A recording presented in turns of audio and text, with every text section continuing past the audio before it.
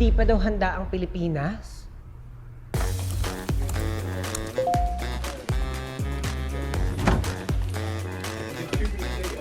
Dito sa office, maraming libre. Libreng snacks at libreng drinks.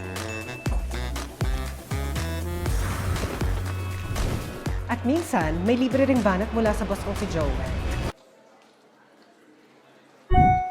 Hindi naman daw priority eh. Acknowledging receipt po. Hindi naman daw urgent. Huwag na masyadong maingay. Huwag na raw tayong maglokohan. Noted, with thanks po. Puro na lang delays. Gentle follow-up naman dyan.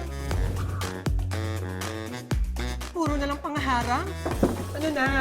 Ano na? Ano na naman? Sir! Ay, Dito sa office, ang gusto lang naman namin ay pagtanggap. Yung hindi na hinaharang. Yung hindi na kwestiyon at hindi na pinagtatawanan.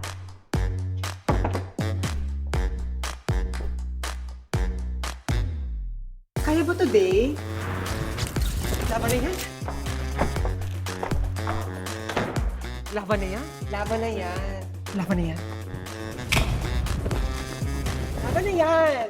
Laban na yan. Laban na yan.